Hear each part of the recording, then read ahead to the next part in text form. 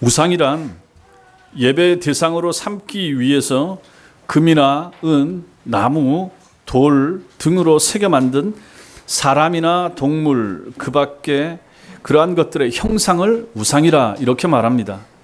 그리고 이런 형상을 만들어 놓고 그것에 절하거나 경배하는 행위를 통해서 하나님을 대치하거나 하나님께 속한 영광을 그 만들어 놓은 존재에게 바치는 행위, 이것을 가지고 우상 숭배라 이렇게 부릅니다.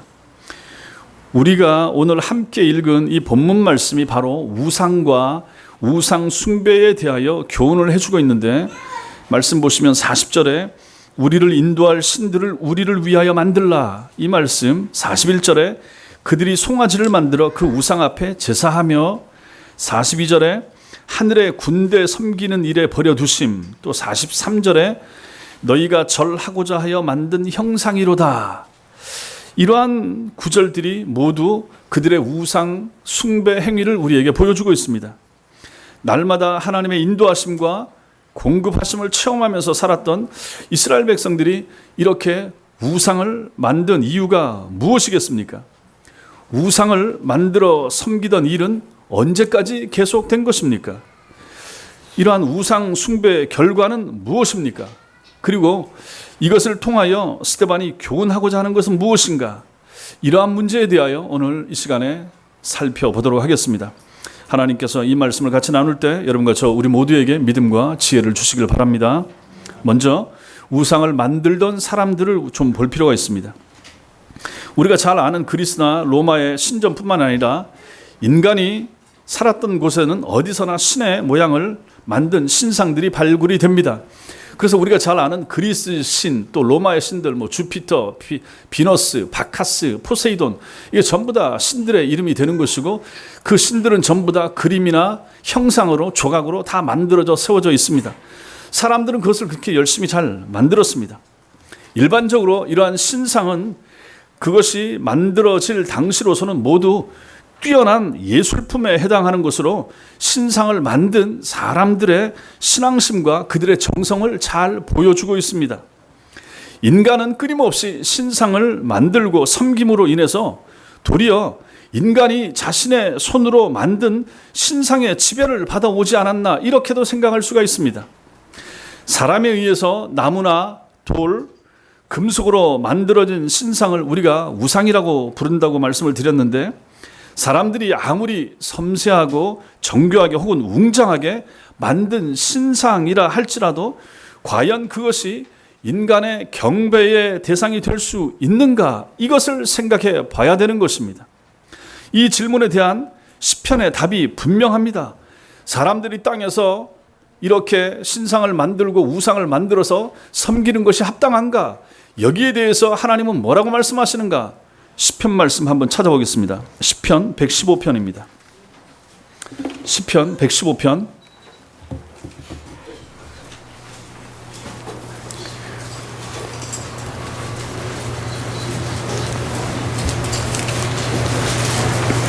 115편 4절부터 8절까지 구약성경 888페이지 정도 되겠습니다.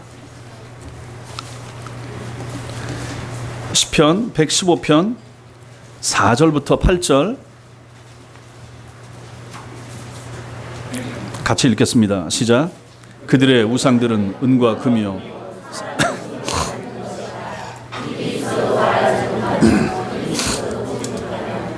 귀가 있어도 듣지 못하며, 코가 있어도 냄새 맡지 못하며, 손이 있어도 만지지 못하며, 발이 있어도 걷지 못하며, 목구멍이 있어도 작은 소리조차 내지 못하느니라. 우상들을 만드는 자들과 그것을 의지하는 자들이 다 그와 같으리로다. 아멘. 보십시오. 얼마나 분명하게, 얼마나 명백하게 하나님께서 우상에 대하여 말씀하고 계시는가를 우리가 볼 수가 있습니다. 인간이 눈과 귀와 입을 가진 우상을 만드는 것은 왜 그렇겠습니까? 자기에게 눈과 귀와 입이 있기 때문에 그런 것입니다. 즉 자신이 보고 듣고 말하는 것처럼 자신이 만든 우상도 보고 듣고 말할 수 있으리라, 그렇게 믿는 것입니다. 그러나 인간의 손에 만들어진 우상은 우리가 너무너무 잘 아는 것처럼 보거나 듣거나 말할 수 없습니다. 절에 가보신 분들 계시죠? 거기 있는 불상 말합니까? 듣습니까? 봅니까? 못합니다.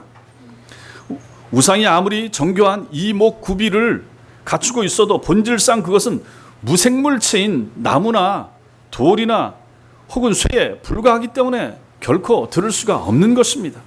다시 말해서 인간이 우상을 만들 수는 있지만 자신이 만든 우상 속에 생명을 불어넣지는 못한다 하는 것입니다. 이것은 누구도 부인할 수 없는 사실입니다.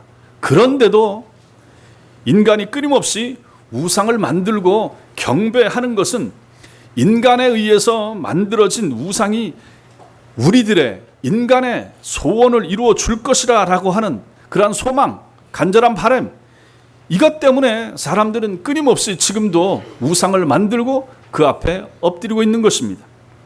그러므로 인간이 우상을 만들고 경배하는 것은 실은 우상을 숭배하는 것이 아니라 우상을 이용하는 것이 되는 것이고, 그 우상이 자신이 원하는 바를 이루어 주리라 기대하는 것은 결국은 자기 자신을 숭배하는 것과 같은 일이 되는 것입니다. 한마디로 이 세상의 모든 우상 숭배자는 자기라고 하는 우상을 숭배하는 자기 숭배자에 불과한 것입니다. 왜 숭배합니까? 왜 저를 찾아갑니까? 왜 그 앞에 엎드려서 돈을 바치면서 왜 빕니까? 전부 다 자기를 위해서입니다. 자기 잘 되자고, 자식 잘 되자고, 그 우상을, 그 금붙이를, 그 나무를, 그 돌을, 그 달을, 그 별을 전부 다 이용하는 거죠. 그렇게 빌지 않는 사람들이 어디 있습니까? 전부 다 그것 때문에 자기들이 그 앞에 가서 다 엎드려 빌고 하는 거 아니겠습니까? 그래서 우리가 방금 읽은 이 시편 115편의 지적처럼 인간에 의해서 만들어진 우상과 그 우상을 만든 인간, 그리고 그 우상을 섬기는 인간 사이에는 실제로 아무런 차이가 없는 것입니다. 똑같아지는 거예요. 돌로 만든 우상하고 그 앞에 엎드려 절하는 사람하고 결국은 같아진다 하는 것입니다. 이것이 하나님의 평가가 되는 것이죠. 인간에 의해서 만들어진 우상이 눈과 귀와 입을 가지고 있지만 보고 듣고 말하는 생명체일 수가 없는 것처럼 진리를 보고 듣지 못한 채 참 생명의 무지한 인간이 우상을 만들고 경배하기 때문에 그렇다라고 하는 것입니다. 무지한 거예요. 사람이 만들어놓은 돌덩어리에 엎드려 절하고 빌고 그것이 내 생애와 삶에 자녀들에게 복을 주고 형통케 할 수 있다라고 생각하는 그 무지, 그 어리석음, 그것은 그 앞에 엎드려 절하는 사람이나 만든 사람이나 그 아무것도 말하지 못하는 우상이나 동격이 되는 것입니다. 같아지는 거예요. 시편 94편 8절과 9절은 이렇게 말씀하고 있습니다. 백성 중에 어리석은 자들아 너희는 생각하라. 무지한 자들아 너희가 언제나 지혜로울까? 귀를 지으신 이가 듣지 아니하시랴. 눈을 만드신 이가 보지 아니하시랴. 이렇게 말씀하고 있습니다. 인간을 창조하신 하나님께서 인간에게 눈과 귀와 입을 지어 주신 것은 하나님께서 보고 듣고 말씀하시는 살아계신 신이시기 때문에 그런 것입니다. 그러므로 우리는 우리가 볼 수 있는 눈과 귀와 입을 가지고 뭘 생각해야 됩니까? 아하, 나를 만드신 하나님께서도 나를 보시는구나. 그분이 우리처럼 눈, 우리 같은 귀를 가진 것이 아니지만은 하나님은 우리를 만드신 분이시기에 우리의 모든 것을 보시고 듣고 아신다 하는 사실을 알아야 된다 하는 것입니다. 하나님에 의해서 창조된 우리가 눈과 귀와 입을 우상처럼 단지 장식품으로 지니고 있는 것이 아니라 실제로 볼 수 있고 들을 수 있고 말할 수 있는 것은 여러분과 저 우리를 창조하신 하나님께서 우리에게 생명을 주셨기 때문에 그것이 가능한 것입니다. 이것이 인간을 창조하신 하나님과 인간에 의해서 만들어진 우상의 근본적인 차이가 되는 것이죠. 그렇지 않습니까? 하나님은 살아계십니다. 살아계신 분이 우리를 만드시고 우리를 보십니다. 우리는 우상을 만듭니다. 우상은 나무로 만듭니다. 돌로 만듭니다. 못 봅니다. 귀가 있어도 눈이 있어도 볼 수가 없고 듣지를 못합니다. 그것이 얼마나 큰 차이입니까? 우리가 하나님을 믿는 것과 우리가 우상을 숭배하는 것은 하늘과 땅 차이 되는 거 아니겠습니까? 그렇다면 결국 믿음에는 두 종류의 믿음만이 있을 뿐입니다. 인간이 자기 스스로 만든 신을 믿는 자기 숭배라고 하는 믿음과 인간을 창조하신 하나님을 믿는 하나님 숭배의 믿음, 이 두 가지 중에 하나밖에 없다 하는 것입니다. 여러분과 제가 하나님을 믿든지 아니면 나 자신을 믿든지 둘 중에 하나인 것입니다. 우리의 믿음은 하나님 숭배여야 된다 하는 것은 두말할 필요도 없습니다. 문제는 수많은 사람들이 하나님을 믿는다고 하면서도 성경 속 하나님이 아니라 자신에 의해서 만들어진 우상으로서의 하나님, 즉 오해된 하나님, 우리가 오늘부터 배울 오해된 하나님, 그 하나님을 믿는 거죠. 더 큰 문제는 그러한 하나님을 믿고 따라가면서도 이것이 잘못됐다, 옳지 못하다라고 생각하지 못하고 있다 하는 것이 더 큰 문제가 되는 것입니다. 둘째로 우리는 송아지 우상을 만든 이스라엘 백성들을 좀 볼 필요가 있습니다.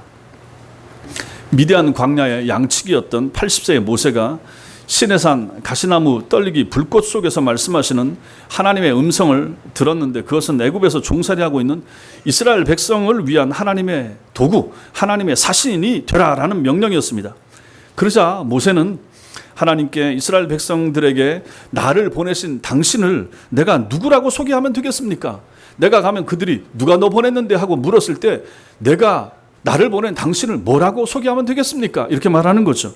그때 하나님께서 출애굽기 3장 14절입니다. 거기서 하나님이 모세에게 이르시되 나는 스스로 있는 자이니라.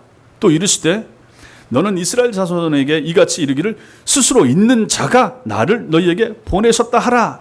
이렇게 말씀하십니다. 하나님은 스스로 계신 분, 스스로 있는 자, 즉 자존자이십니다. 이 이름이 바로 여호와라고 하는 이름의 뜻이 되는 거죠.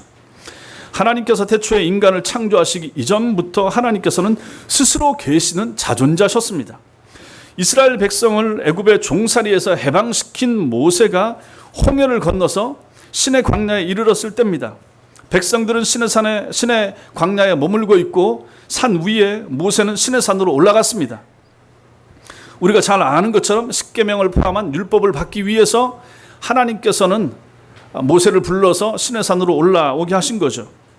모세가 그곳에서 받은 십계명의 제1계명, 우리가 주일마다 읽는 그 첫 번째 계명이 무엇입니까? 너는 나 외에는 다른 신들을 내게 두지 말지니라 하는 내용입니다. 이것은 하나님과 비교될 만한 다른 신이 있기 때문에 그렇게 말씀하신 것이 아니라 스스로 계시는 자존자이신 하나님만 유일신이시기 때문에 인간 스스로 헛되이 신들을 만들지 말라라는 의미에서 1계명을 주신 것입니다. 10계명의 두 번째 계명은 뭡니까? 너를 위하여 새긴 우상을 만들지 말라는 것입니다. 첫째는 나 외에 다른 신을 내게 두지 말라라고 말씀하시고, 두 번째 계명으로는 너를 위해서 새긴 우상을 만들지 말라는 것입니다. 많은 사람들이 이 두 번째 계명에 언급되고 있는 우상을 다른 종교의 신상으로 생각합니다. 그래서 불상을 가지고 이 우상으로 생각한다든지, 아니면 장승 있죠, 천하대장군, 지하여장군 이런 거. 그래서 제가 신학교 다닐 때 신학교 들어가는 입구에 이 장승이 두 개가 서 있었습니다. 그래서 전도사님들이 모여가지고 저걸 깨부시자, 저걸 어느 날 밤에 가서 남들 안 볼 때, 동네 사람 안 볼 때 저거 뽑아버리자, 그런 얘기를 한 적이 있습니다. 그것은 무지한 것입니다. 그럴 필요가 없는 거예요. 지금 여기 이계명에서 말씀하고 있는 것이 그 우상이 아니라 하는 것입니다. 여기서 하나님께서 금하신 새긴 우상, 이것은 무엇입니까?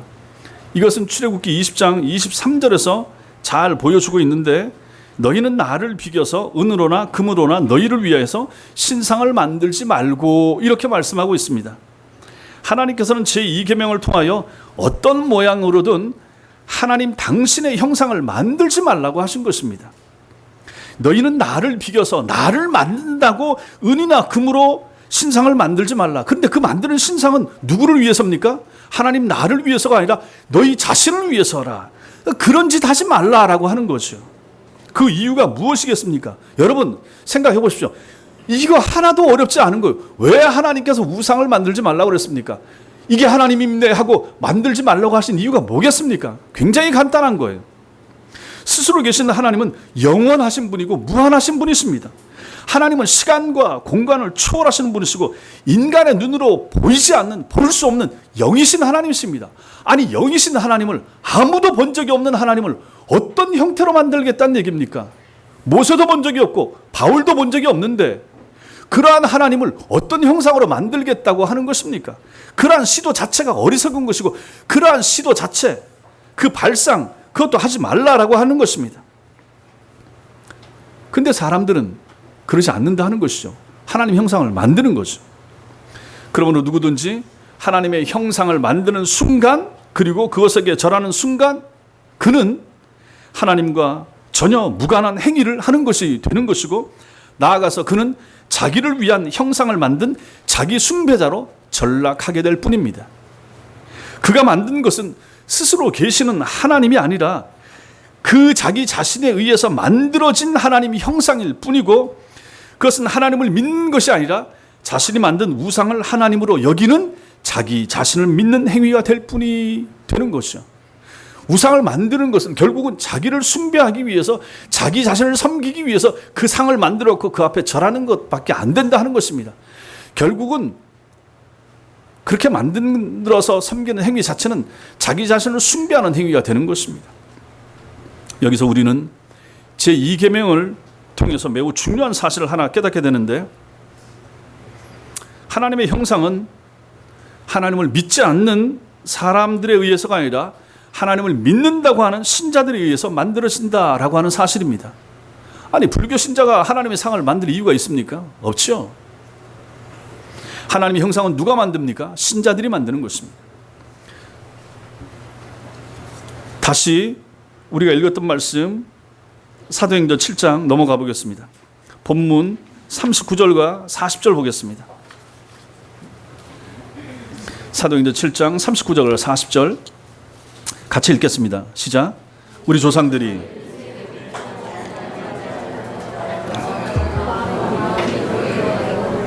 아론더러 이르되 우리를 인도할 신들을 우리를 위하여 만들다. 애굽 땅에서 우리를 인도하던 이 모세는 어떻게 되었는지 알지 못하노라 하고. 여기 보십시오. 우리가 잘 아는 대로 시내산에 올라간 모세가 하나님의 말씀을 받아서 내려오는데 금방 내려오지 못했습니다. 40일 동안 시내산에 올라가서 하나님의 말씀을 받았습니다. 시내산에 모세가 올라간 지 하루가 지나고 이틀이 지났습니다. 몇 날이 지나도 모세가 내려오지 않자 이스라엘 백성들의 마음이 흔들립니다. 그들의 지도자 모세가 안 보이니까 마음이 흔들립니다. 근데 마음이 흔들리는 것이 어떤 형태로 나타납니까? 39절에 있는 것처럼 모세에게 복종하지 아니하여 거절하며 그 마음이 도리어 어디로 향합니까? 애굽으로 향하여. 아니, 자기들이 그 고생하면서 430년 동안 있었던 그 정말로 치가 떨릴 그 땅으로 다시 돌아가고 싶은 마음이 그들 마음속에 일어났다 하는 것입니다. 그래서 그들이 뭘 합니까? 모세의 형이 거기 있습니다. 모세의 형인 아론에게 말합니다. 뭐라고 말합니까? 자신들을 인도해 둘 신들을 만들어 달라라고 요구한 거죠. 모세 형한테. 모세는 안 보이고 모세는 안 내려오고 마음은 답답하고 옛날 생각이 다시 나면서 애굽이 그리워지고, 그래서 이들이 요구한 것이 자신들을 인도해 둘 신들을 만들어 달라 요구한 것입니다. 애굽 사람들처럼. 그래서 그들이 직접 신을 만들었습니다. 41절 같이 읽겠습니다. 시작. 그때에 그들이 송아지를 만들어 그 우상 앞에 제사하며 자기 손으로 만든 것을 기뻐하더니. 출애굽기 32장 2절부터 4절에 의하면 아론은 백성들이 갖다 바친 금부치를 모아가지고 금송아지를 만들었습니다. 아론이 처음부터 허락하지는 않았을 것입니다. 그런데 자꾸만 만들어달라. 하나님이 눈에 안 보입니다. 모세도 없고요. 우리가 믿는 하나님을 눈에 보이게 좀 만들었으면 좋겠습니다. 자꾸 부탁하고 조르니까 아론이 좋다. 그러면 너희 금 가락지, 금 귀걸이, 금부치 다 가져와라. 가져오니까 그거 가지고 다 모아가지고 녹여가지고 금송아지를 만들어낸 것입니다. 근데 왜 금송아지를 만들었을까요? 사람들은 자기 수준에서만 늘 생각하고 행동하고 판단하잖아요. 그 백성들이 왜 광야에서 송아지 만들었습니까? 애굽에서 본 게 송아지였거든요. 애굽에서 섬기던 애굽 사람들의 우상, 애굽 사람들의 종교에 있던 것이 바로 송아지였거든요. 많은 다른 무슨 거기 이도 있었고 개구리도 있었고 별별 신들이 다 많았지만 이들 보기에 송아지가 제일 듬직하고 괜찮다 이런 생각이 들었었나 봅니다. 그래서 그 금부치를 다 모아다가 결국 만든 것이 금송아지였습니다. 애굽 사람들은 소를 가지고 아피스라고 또 무네비스라고 부르면서 신으로 받들어 섬기던 사람들입니다. 그래서 그들이 애굽에서 종살이하면서 흔히 보았던 것이 바로 그 그런 송아지였던 거죠. 송아지 우상이었던 거죠. 그래서 이들은 그럼 우리도 하나님을 송아지처럼 만들자라고 해서 송아지를 만든 것입니다. 그리고 이스라엘 백성들은 그 우상 앞에 제물을 바치고 경배하면서 그것을 하나님이라 부르면서 그 우상에 열광하고 그 앞에서 뛰면서 춤췄던 것입니다. 여러분, 이것은 여러분과 저에게 잘 생각하면 금방 이해하기 좀 어려운 부분이 됩니다. 이스라엘 백성들이 대체 누굽니까? 하나님께서 모세를 보내서 그 사람들을 애굽에서 해방시켜 주시고 자신들의 앞길을 가로막고 있는 홍해를 갈라지게 하셨으며 그 죽음의 메마른 광야에서 반석으로부터 강처럼 생수가 터지게 해 주시고 또 하늘로부터 만나가 떨어지게 해 주시는 그런 하나님, 그런 하나님의 권능을 날마다 경험했던 사람들이 지금 이 우상을 만든 이 이스라엘 백성들 아닙니까? 금송아지 우상을 만들던 그날 아침에도 그들은 분명히 하나님께서 하늘로부터 내려주신 만나를 먹었을 것입니다. 그런데도 어떻게 한순간에 하나님을 이렇게 외면하고 우상을 만들어서 섬길 수가 있을까? 이게 가능할 것인가? 여기에 대해서 출애굽기 말씀이 우리에게 가르쳐주고 있습니다. 한번 찾아보겠습니다. 출애굽기 32장 보겠습니다.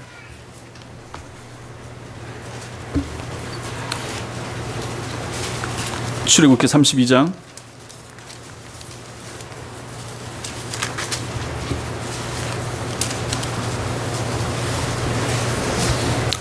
2절부터 같이 읽겠습니다. 출애굽기 32장 2절부터 6절까지 같이 읽겠습니다. 시작.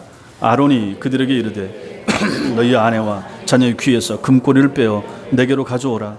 모든 백성이 그 귀에서 금꼬리를 빼어 아론에게로 가져가매 아론이 그들의 손에서 금고리를 받아 부어서 조각칼로 새겨 송아지 형상을 만드니 그들이 말하되 이스라엘아 이는 너희를 애굽 땅에서 인도하여 낸 너희의 신이로다 하는지라.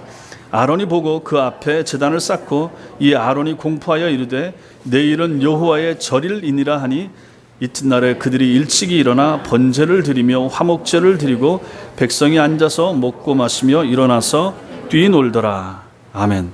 보십시오. 여기서 우리는 무엇을 볼 수 있습니까?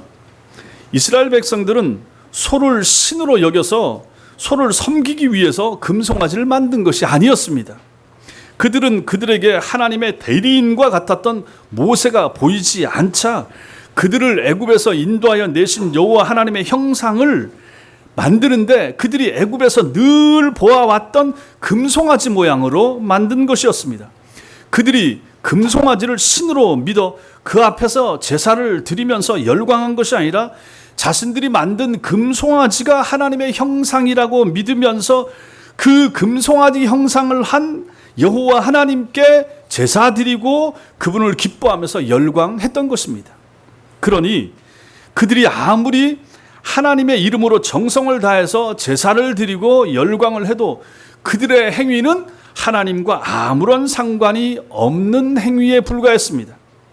그들이 자신들을 애굽에서 인도하여 낸 여호와 하나님의 형상이라 믿어 의심치 않았던 금송아지는 실제 하나님이 아니라 뭡니까? 그냥 금부치에 불과했던 것입니다. 그들이 하나님의 형상을 황금으로 왜 만들었겠습니까? 왜 금으로 만듭니까? 그것은 그들 마음에 담긴 욕심 때문에 그런 것입니다. 황금은 옛날부터 인간 욕심의 정점에 있던 상징이 금 아닙니까? 금덩어리. 지금도 마찬가지입니다. 지금 많이 올라갔더라고요. 지금도 사람들은 금을 좋아하고 금값은 모든 광물 중에서 최고로 비쌉니다. 이스라엘 백성들의 욕망의 상징인 황금 덩어리로 하나님의 형상을 만듦으로 해서 하나님을 단순히 자신들의 세상적 욕망을 채워주는 도구로 그들은 간주하고 있었던 것입니다. 쉽게 말해서 그들은 하나님의 이름과 하나님의 형상으로 자신을 믿고 섬기던 자기 숭배자에 불과했던 것입니다. 만들어 놓은 것, 그래서 금으로 만들어 놓고 그 앞에서 절해서 결국은 자기가 잘 되기를, 자기 자식들이 괜찮아지기를 빌었던 사람들, 이 사람들이 전부 다 우상 숭배자들이고 이들이 전부 다 광야에 있었던 하나님의 백성들이며 하나님의 은총 가운데 살았던 그 백성들이 이 짓을 하고 있다 하는 것을 우리가 보게 되는 것입니다. 세 번째로, 그럼 이렇게 우상을 만들어서 섬긴 결과가 무엇일까요? 우리는 오늘 그것을 봐야 됩니다. 광야에서 하나님의 형상을 만든다고 송아지 우상을 만들어 섬겼던 그들은 하나님 앞에 어떻게 됐을까요? 이 사람들을 하나님은 어떻게 대우하셨을까요? 다시 오늘 말씀 보겠습니다. 출애굽기 사도행전 7장 42절. 사도행전 7장 42절과 43절 같이 읽겠습니다. 시작. 하나님이 외면하사 그들을 그 하늘의 군대 섬기는 일에 버려두셨으니 이는 선지자의 책에 기록된 바 이스라엘의 집이여 너희가 광야에서 40년간 희생과 제물을 내게 드린 일이 있었느냐. 몰록의 장막과 신 레판의 별을 받들었으며 이것은 너희가 절하고자 하여 만든 형상이로다. 내가 너희를 바벨론 밖으로 옮기리라 함과 같으니라. 여기 42절에 보면 하나님이 외면하사 이렇게 말씀하십니다. 외면했다. 이게 무슨 뜻입니까? 고개를 돌렸다라고 하는 거죠. 등이나 얼굴을 반대편으로 돌리는 것을 말합니다. 금송아지 우상을 만들어 그 앞에서 뛰놀면서 섬김으로써 그들의 마음으로부터 먼저 하나님을 외면했던 이스라엘 백성들을 향해서 하나님은 어떻게 하십니까? 하나님도 그들을 외면해 버리신 것입니다. 이스라엘 백성들이 우상을 만드는 행위 자체가 하나님을 외면한 것이고 이스라엘 백성들이 먼저 하나님을 향하여 얼굴과 등을 돌려버렸기 때문에 하나님께서 좋다. 너희가 그렇게 하느냐? 그럼 좋다. 나도 너희를 외면하마. 이렇게 했다 하는 것입니다. 하나님께서 그들을 외면하셨다라고 하는 것은 뭡니까? 사람이 사람을 외면하는 것하고 차원이 달라지는 것입니다. 그들에게 더 이상 하나님께서 관심을 두지 않게 된 것이며 그들을 완전히 버리기로 하나님이 작정하셨다 하는 것이 되는 것이죠. 결국 그들이 무한하신 하나님의 우상을 만들었던 순간은 그들이 살아계시며 보이지 아니하시는 하나님을 외면해 버린 순간이 되고 만 것입니다. 그 결과 이들은 점점 더 안 좋은 지경으로 떨어지게 되는데 거기 말씀을 보십시오. 이 사람들이 어떻게 됩니까? 42절에 하나님이 외면하시니까 그들을 그 하늘의 군대 섬기는 일에 버려두셨다 이렇게 말씀하고 있습니다. 하늘의 군대 섬겼다. 그 구절 앞에 보면 작은 글씨로 2번이라고 써 있습니다. 그 2번을 맨 밑에 성경 아래쪽에 가보면 거기 글자가 2번에 대한 것이 나오는데 뭐라고 나와 있습니까? 하늘의 별들 이렇게 나와 있죠. 여기 하늘의 군대라고 하는 것은 결국은 하늘의 별을 말하는 것입니다. 이렇게 자기를 위한 우상을 만들어 섬기던 이스라엘 백성들은 나중에 하늘의 별까지 섬기게 됩니다. 하나님의 이름으로 하늘의 별까지 섬기는 철저한 우상 숭배자들이 되고 말았다 하는 것입니다. 그러므로 별 앞에 엎드리고 절하고 하는 것은 얼마나 오래됐습니까? 지금도 사람들은 천지 신명님께 비나이다 이렇게 하지 않습니까? 마찬가지인 거죠. 그리고 거기 나타나는 42절과 43절에 나타나는 그 구절 말씀은 이게 바로 아모스서 5장에 나오는 말씀입니다. 이 말씀을 인용하고 있는데 광야에서 하나님과 무관한 자신들이 만든 송아지 모양의 우상을 섬겼던 이 이스라엘 백성들은 가나안 땅 들어간 이후에도 어떻게 하고 있습니까? 이 암몬의 우상 몰록을 섬기게 되는 거죠. 그 다음에 신 레판의 별, 이게 이제 하늘의 별 토성을 말하는 것입니다. 아수르인들이 토성을 섬겼는데 이것을 또 섬기게 되는 것입니다. 가나안 땅에 들어가서 그 땅에서 살고 있는 원주민들이 섬기던 우상들을 이 이스라엘 백성들이 하나님을 광야에서 송아지로 만들었던 사람들이 그 땅에 들어가서는 이렇게 이러한 우상들을 또 만들고 섬기고 있었다 하는 것입니다. 우상 숭배의 결과 하나님의 외면, 하나님의 버림을 받아서 마침내 그들의 결과가 어떻게 됩니까? 북왕국 이스라엘은 아수르의 멸망을 하고 맙니다. 남왕국 유다는 바벨론의 주전 586년에 멸망하고 마는 거죠. 우상 숭배에서 벗어나지 못하고 끊임없이 하나님을 버리고 대신 우상을 취하고 섬겼던 이스라엘 백성들은 다 이렇게 멸망하고 말았다 하는 것입니다. 여러분, 이것은 지금 스데반의 설교입니다. 스데반이 광야에서 하나님의 우상을 만들어 경배한 이스라엘 백성에 관해서 증언하면서 이처럼 아모스서의 말씀을 인용한 것은 누구든지 하나님의 우상을 만들어 섬기는 사람은 옛날이나 지금이나 반드시 멸망당한다 하는 사실을 강조해 주고 있는 것입니다. 구약시대에도 우상을 섬겼던 사람들은 멸망당했습니다. 광야에 있었던 사람들도 멸망당했고 가나안 땅에 들어갔던 20세 이하 됐던 사람들도 결국은 그 후손들이 또 같은 멸망을 당했던 거죠. 결코 형상화할 수 없고 형상화해서도 안 되는 하나님을 형상화하려는 이러한 시도들은 스스로 하나님을 부정하는 행위가 되는 것이고, 그러한 사람들이 하나님의 구원에서 제외되는 것은 너무나도 당연하다 하는 것을 오늘 말씀이 우리에게 보여주고 있는 것입니다. 그러므로 성도 여러분, 우상 숭배가 얼마나 무서운 죄가 되는 것입니까? 그것을 여기서 말씀해 주고 있는 거예요. 하나님의 형상으로 만들 수가 없습니다.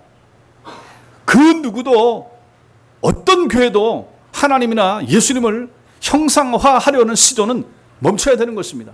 해서는 안 되는 거예요. 그 자체가 바로 우상이 되는 것입니다. 여러분, 기독교 신자인 여러분과 저는 우상 숭배하고 상관이 없을까요? 적어도 우리 손으로는 하나님의 형상을 만들지도 않으며 절하지도 않습니다. 그렇죠? 그렇습니다. 그럼 여러분과 저는 우상 숭배 안 하는 사람들입니까? 이스라엘 백성들이 하나님의 형상을 금송아지 모양의 우상으로 만든 것은 하나님은 금송아지 형상일 것이라 라고 하는 그들의 마음속 생각이 빚어낸 결과입니다. 이처럼 우상은 인간의 손에 의해서 만들어지기 전에 먼저 사람의 마음속에서 먼저 만들어집니다.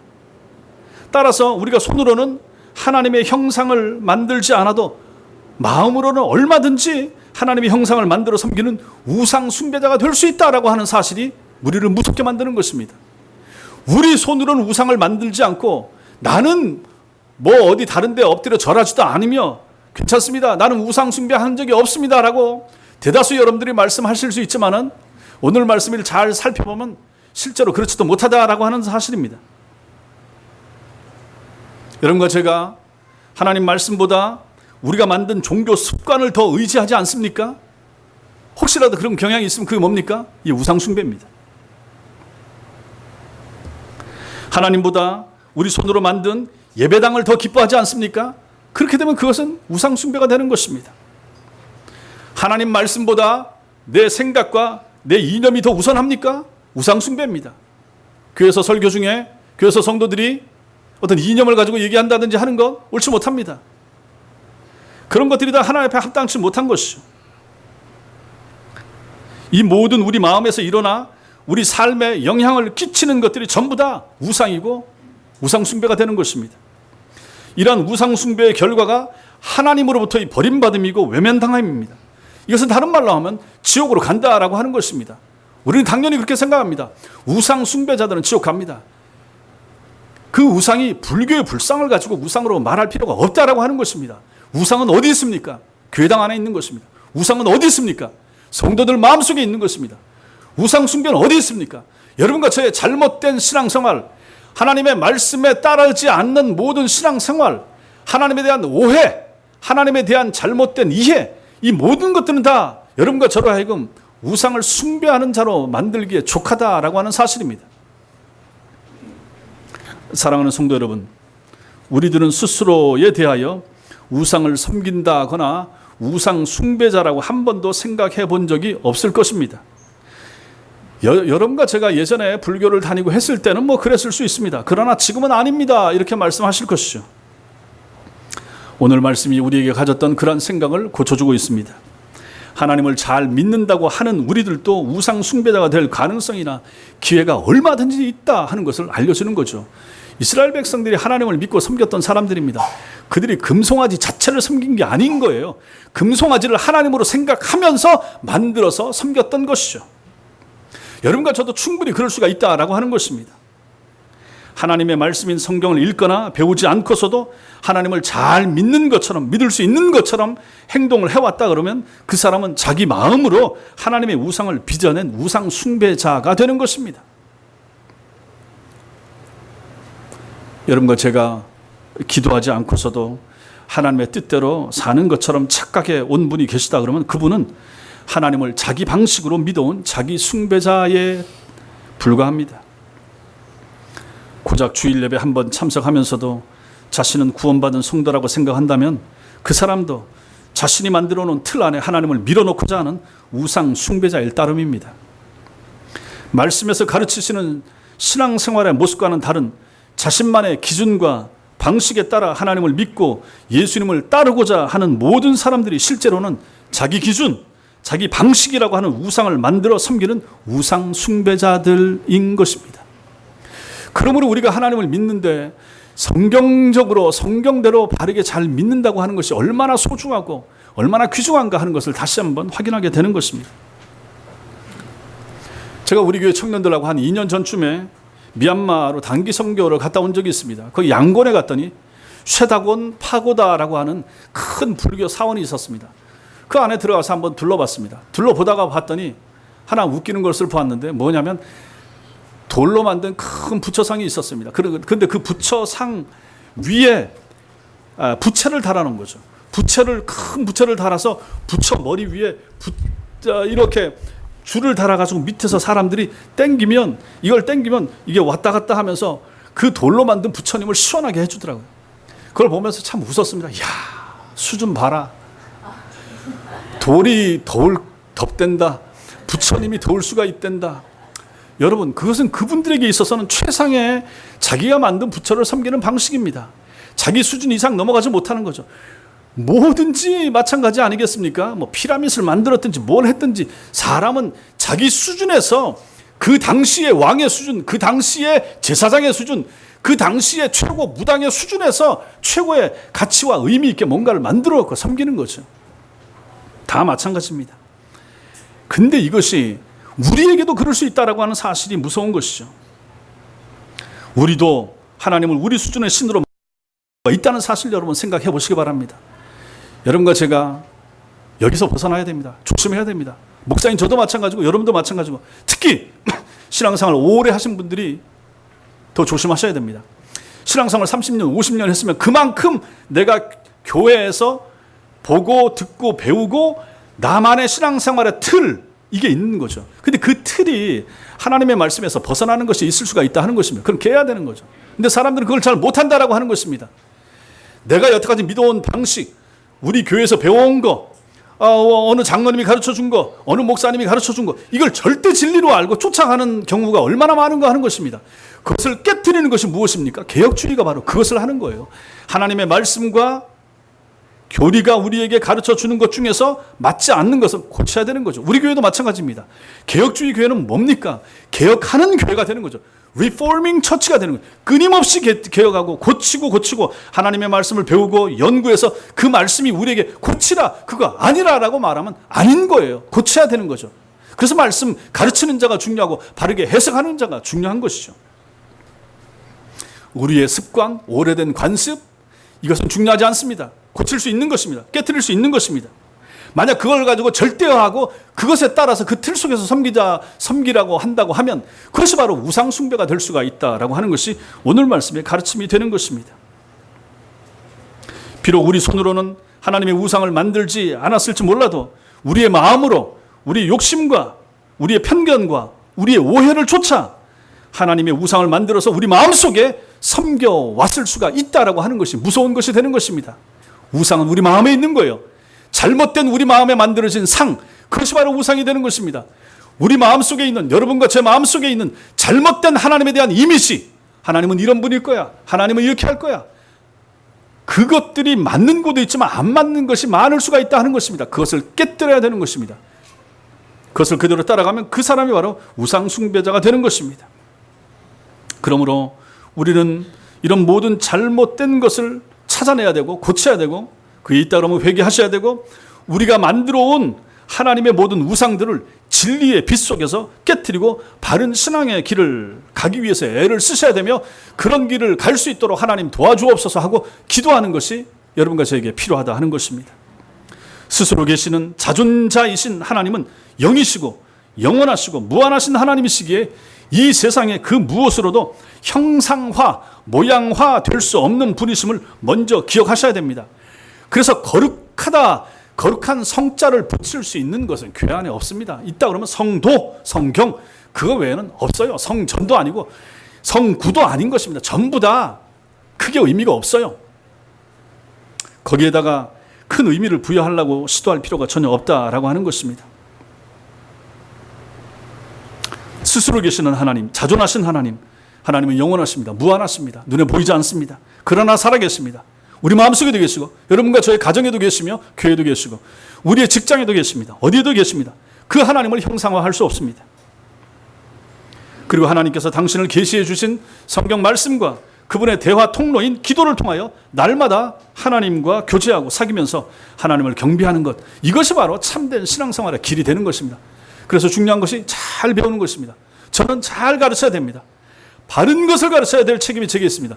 여러분들은 그 가르침에 순종하고 복종하고 잘 배우셔야 될 의무가 여러분에게 있고 또 저에게 있는 것입니다. 이렇게 잘 가르치고 잘 배우고 그래서 참된 믿음의 길로 잘 달려가시는 우리 교회와 성도님들이 다 되시기를 주님의 이름으로 축원합니다.